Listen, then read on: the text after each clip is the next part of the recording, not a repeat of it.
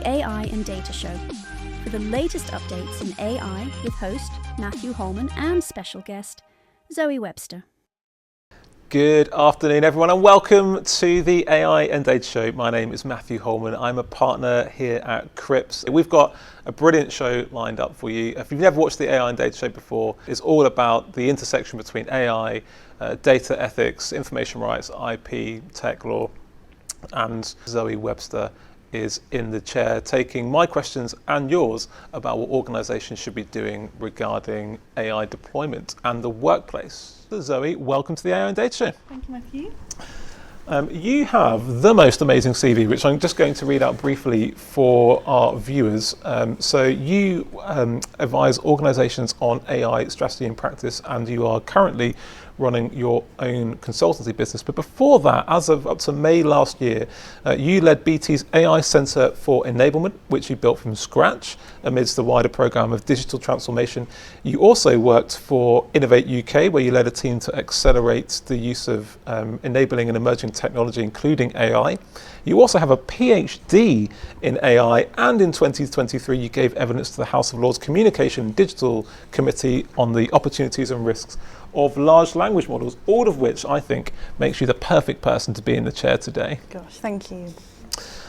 However, it is compulsory that every special guest is asked a series of random icebreaker questions. Is it okay if I hit you with some questions? Yes, sure. Excellent. Right.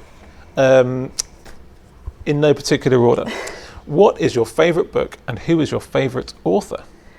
I recently read, I love comedy, so I recently read Bob Mortimer's The Satsuma Complex, which I really liked. I think he's got another book out, so I'm going to check that out. So I'm going to say he's my favourite author. What a legend. Bob Mortimer is an absolute legend.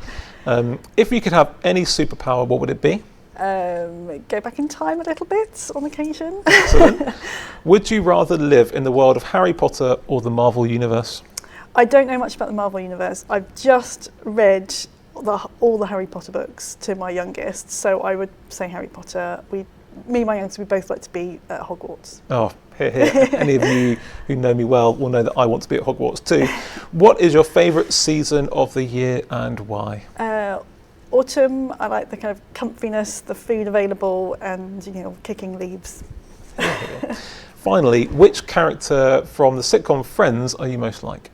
I think I'm a combination of Monica and Phoebe. I think in a kind of pub quiz scenario, I turn to Monica quite quickly, but generally I'm a bit more Phoebe, I would suggest. An excellent combination. Well, thank you for answering those questions and welcome to the AI and Data Show. Now, let's start talking a little bit about your career. How did you end up doing what you're doing now? Well, it started when I was a teenager, kind of reading my dad's Isaac Asimov books, so kind of really trying to get to the point of what's the difference between a robot and a human. That got me into computer science, and I specialised in AI. So I describe myself as kind of classically trained in that regard. Did my master's degree, my PhD when I was working in a research lab, and at that time no one was really talking about AI apart from those of us who were kind of doing the research. So it was about convincing people, demonstrating what the algorithms could do. So building things from scratch, loved doing that, and then showing them on some interesting applications. Then kind of wanted to broaden out, went to Innovate UK, as you mentioned, looking at the impact of business innovation on the economy, on society, what that means for the individual business, but how we can accelerate and get businesses innovating more, including in collaboration with each other. And then I got the opportunity to join BT to kind of build a new team, drawing on the heritage that BT have in the AI space, but really for the first time bringing together that scale, that kind of rigor, to make sure AI use cases can be addressed much more quickly and into production. So being able to kind of build a team and lead a team, particularly when everything was changing in AI around ChatGPT and generative AI more generally, that was super interesting. So quite a long career in terms of AI, but yeah, been about a bit.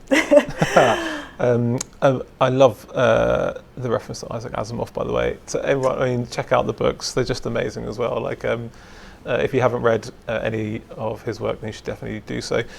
a lot of organisations are trying to deploy AI right now. What 2 or 3 trends have you seen most recently? Well, unfortunately, because I've become an independent consultant, I wanted to help more organisations and, on their journey of AI, and certainly noticed there are, things that are going on. Certainly, one trend is, people are using generative AI, mainly large language models in the workplace, often for generating documents, often for retrieving documents and data from where it might be in the workplace. So we're seeing that more and more, starting to see more talk of agentic AI, albeit I would argue perhaps not true agency, more following simple pre-scripted tasks. So I think we're also seeing, or I've noticed a trend still for this kind of top-down, you will use AI, and this will be an AI-first organisation, which I'm not sure makes any sense. That's very tech push, and I'm not sure that's necessarily the most successful. There's still an appetite to use AI more and more, but actually, interestingly, another trend is, not many organisations have an AI strategy or an AI policy. So, what are the priorities? How is an organisation going to address this? And then when it is using AI, what's the guidance, what's the standards, what's the policy that should be in place to make sure it's done really well? I've heard it said before, and I know we've talked a little bit about it, that AI, sometimes AI is quoted as being a solution looking for a problem. Yes. Now, I'm not sure that's always the case, but I can certainly have sympathy with certain organisations who may feel that way. How do you see AI changing the nature of work over the next few years? And I suppose, killer question, is AI going to take all our jobs? I'm somewhat sceptical of a lot of the forecasts around, massive changes in quite a short amount of time. I think it's going to take far longer, partly because I think we underestimate or underplay the role of the human. So, when we're operating with a process or a system, the number of workarounds we need to employ to kind of get things to work, the extra buttons we need to press, the chats in the corridor that lead to adjustments that make something happen. And I think we underplay that. And of course, that's not all going to be captured by the digital, by the AI. And I think that's something we need to watch for. And until we fully understand that, I don't think we're going to be able to replace, even if we wanted to replace people wholesale. So I think the changes we see will be gradual. There will be some tasks that people undertake that are, the dull, dangerous, the very repetitive stuff that we can do. Dirty, that was the other, dirty, dangerous, dull. Some of that will go, but that was probably always going to happen. I think I don't see this kind of large-scale replacement, certainly no time soon. I think some of the forecasts have been over-optimistic. There will be, as any technological innovation, there will be some new jobs and there'll be some that get changed or disappear, but I think that will take longer than many of the forecasts. Indeed. Zoe and I first met on a panel at the Cabinet Office talking to the Science and Engineering Committee on Frontiers of Science, and in that panel discussion it was said that if AI is the solution that wipes out all of our jobs, then it will be the first technological revolution to do so. Yeah. The data tends to show actually that with every next step there is an ever-increasing amount of work. It may be different work. Yes. We may not know what that work is, but there is likely to be more than less. Quite. So in light of what we discussed, how should organisations approach their AI strategy? So I think first of all, go back to what the organisation's there to do and what its priorities are. And the priorities might be to generate more revenue, to cut costs, to better mitigate risks, to improve customer satisfaction. It might be a whole range of things. So putting AI to one side, what is it you're trying to do, and then think about, okay, what efficiencies might there be? What insight from data might be really helpful in doing that? And that's where AI may have a role. So it's starting not with AI, but with what you're trying to do. Really broaden your outlook of AI. It's not just large language models. It's not just agents. It's far broader. So try not to kind of go into a particular technology unless you must. And also engage as early as possible. When you're thinking about an opportunity, engage with those who are most likely to be impacted as soon as possible, to kind of really understand what it is, what the nature of the opportunity is, and to really bring them on board so you're not imposing on them, you're working and collaborating with them. We will shortly be taking your questions for Zoe and all things to do with AI and the workplace and deployment. So if you have any questions, now is the time. Please fire them into the Q&A function on the screen in front of you. I will take those questions or receive them, on the iPad in front of me, and I'll put them straight to Zoe. But before we do, last question. Yep. What 2 or 3 top tips would you give for successful AI deployment? And I suppose conversely, what should organisations not be doing? So going back, don't try and be AI first. Don't try and fit, AI to everything, no matter what the opportunity might be. I think experimentation is really important, and so spending the time, investing the time in really well-crafted experiments that really draw out the data and the information, partly about what I said earlier about what it is the human does and what the value is that the human brings, but making sure the AI has value where it needs to, either crunching through lots of data very quickly or finding patterns that aren't very clear to the human eye. So write down your, what's the hypothesis you're trying to test? What are your assumptions? What are the limitations of what you're trying to do? And write that down from the very start. It's something I've always asked teams to do because it sets out the scene, it avoids any misapprehension or misunderstandings a bit later, and it really tests, what is it we're trying to achieve here. So that's a big one, but that takes some investment. So it's being a bit more like a scientist in your approach and actually, setting that out and then moving forward. The importance of the scientific method and the need to capture, to measure, without measuring, how will you know if something is improving or not, and going up or down, or whatever your metric is. Equally as important to this as to any other scientific endeavour. Absolutely. We have questions. Thank you to those of you who've been tapping away. There is still time to throw questions in, so please feel free to do so. Some questions on the RTM Skybet case. I might pick those up at the end if we have time, but we've got some good questions here already. One of them says, as it is tariff day, if we wanted to avoid US AI systems, what are the alternatives to Silicon Valley? That's a tricky question. Yeah, that gets quite political quite quickly. I feel like, we're not here to recommend AI solutions, I suppose. And one of the great things about the AI Data Show is that it's completely independent and has no biases in any direction. So ultimately it's for you to explore. But there are other solutions out there, and we've already talked a little bit in previous shows about solutions from other parts of the world, and hopefully one day soon we'll have a burgeoning UK AI economy that you could choose from if you wanted to. Will AI replace lawyers specifically? I have to be mindful of where I'm sat. You might get lynched. There's lawyers all over the place over here. I don't think AI is going to, really replace many jobs at all, many whole roles. And that, there's a huge amount that lawyers, as I understand it, having worked alongside lawyers and had the benefit of learning from their wisdom, I don't see a machine doing all of that. There's a lot of craft to it. There's a lot of interpretation. And as we know now, not everything we get from AI is necessarily accurate. So, being able to have that ability to think creatively, to problem solve, and to think critically is really important. And I don't see machines replacing that in the near future.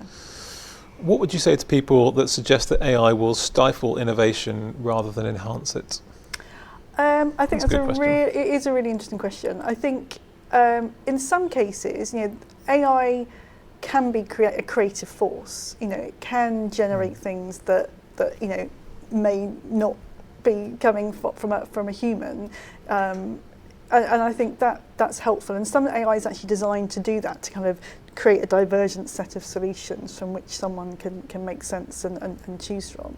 So actually, in that in that regard, it can support innovation, because we're going to see a lot of more AI in science more generally, being able to crunch through and run experiments and get to new drugs, new forms of materials and things like that much more quickly. I do worry sometimes about the impact it might have on cognition for people if they're kind of leaning on AI more and more to do some of their their tasks to do some of their thinking, and what impact that might have on human creativity going forward. So I think that's something we have to watch, but it could go either way, and it probably will go both ways, depending on the application. Well, here's a question that's just dropped in as well. Do you think AI will make human beings less intelligent? I suppose it's sort of carrying on from the same theme.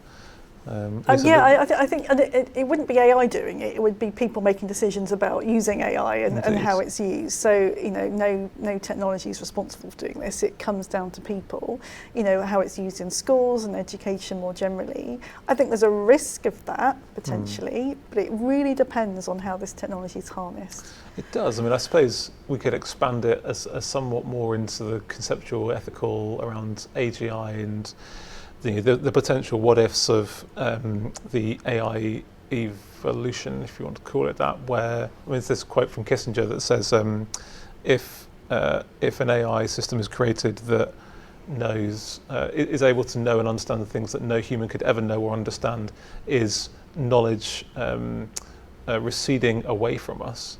This idea that maybe if humans becoming less intelligent, perhaps it's by measure to the machines which are becoming that much more intelligent, to a point where it's simply impossible to know what they are doing. Wouldn't that be scary / cool? Let's pick another one out of this awesome list. Thank you for everyone who's putting questions in. Please continue to do so. One of them is, we are using ChatGPT to sift CVs. Is that okay? Well, it's interesting because people are using it to write CVs as Indeed. well. And Yeah. I think I've seen that myself when recruiting. It's quite difficult. You see these very perfect looking CVs and you think, I'm not entirely sure. I worry about using it to sift CVs, certainly without validation. There's all sorts of biases that could be in there, and we I think most of us are aware of that risk. So how you mitigate that risk would be really critical to that. But I would worry hugely about the use of that kind of technology without proper safeguards in place. Yeah, I think I would agree with that, and it's also probably worth mentioning the EU AI Act and some of the protections around employment harms that can arise from the use of these systems. They are prescribed as high risk in Article 6 of the EU AI Act, so whoever you are, definitely worth thinking about that stuff. And making sure that you're compliant with the law and also the ethics of what you're doing. We are constantly getting pressure from marketing to create images using Midjourney or similar. We say, I think that's the legal team, there are lots of risks. Have you seen this happening more? What risks should we be aware of? People are using image generation more and more. And that's to be expected given the ease by which this kind of technology is available. But there are some risks around, intellectual property infringement, and being very mindful about where those images have come from, whatever system you're using, and the rights to use the data it might have been built upon and that content. And again, anything you do to that, have you got the rights to forward that on? So there's partly that, but there's also something around authenticity, I think, more broadly, which is, depending on the nature of the images, are you generating images that are meant to show something that's real, or are you showing something that is meant to be kind of fantastical, and that's fine. So depends on the application, but that authenticity is really important to many consumers as well. But certainly IPR and thinking through possible infringement is one of the key areas of risk. Agreed. Thank you very much, Zoe, for taking all of the questions around that. Zoe, by the way, is available and is a fantastic consultant, so I would love to commend her work to you, and please do feel free to reach out to her directly or to find her and follow her on LinkedIn. Thank you.